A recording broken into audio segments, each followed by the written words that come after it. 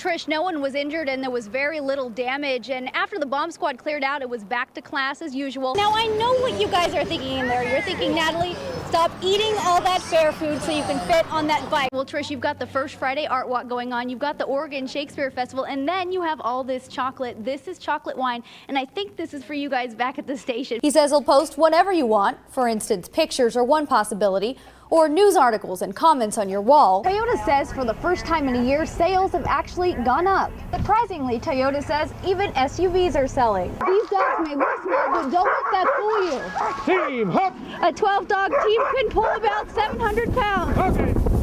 This chocolate is all mine, but you can get your own down here at the Chocolate Festival tonight. And why all these people getting chocolate means some businesses are expecting a big boost in their sales tonight at 6. Back to you. All right, Natalie, got to share. Thank you very much. See you at 6. Fire crews leaving and returning to the hill all morning long.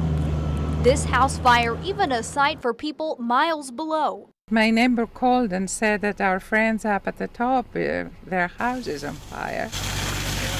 As crews worked to douse flames, Aliki Collins could only hope it wouldn't reach her home just down the hill. We were very much worried because we were so close.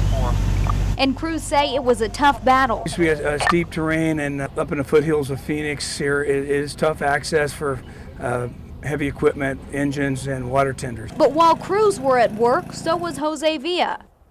¿Qué miraste cuando estabas trabajando? When I got to work, the fire had already started. He kept working in the same orchard crews were driving through to put out the flames. ¿Y no te da miedo?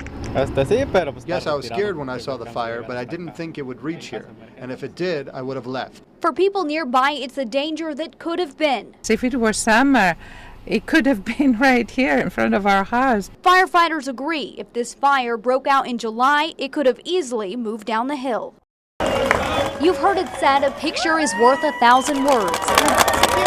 But Saturday, as National Guard troops marched through Medford, no pictures or words could describe what everyone was feeling. Definitely got kind of choked up inside, just had to keep marching. I used to drive a Cadillac! It was crazy, all the people yelling, you could hardly even hear anything out there. Hundreds of Oregon troops back home after a year-long deployment in Iraq, collecting awards and hugs once they finally marched their way to a debriefing ceremony at Spiegelberg Stadium, saluting the community there and the community saluting back. We're honored by what they've accomplished, and we're just darn glad to have them home safely. A day full of gratitude from Oregon lawmakers. We want you to know how proud and how grateful we are for all of your service. And full of love from the families these soldiers had to leave behind. Best part of today is putting my life back together, because without my son, it wasn't a life. Because you kind of forget while you're on duty and working 12 hours, 16-hour shifts.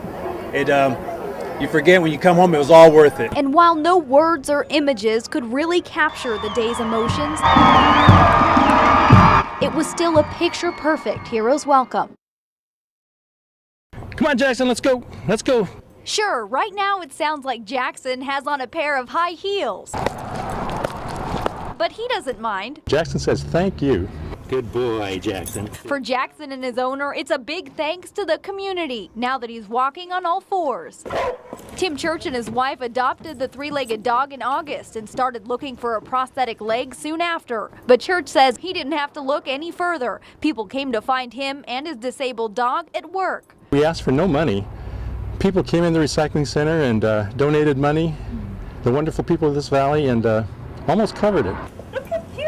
Church says it's love from people like this that made paying for the $600 leg no big deal. One of Jackson's favorite games is fetch, something he can do better with this prosthetic leg, but he can only wear it for up to 4 hours a day.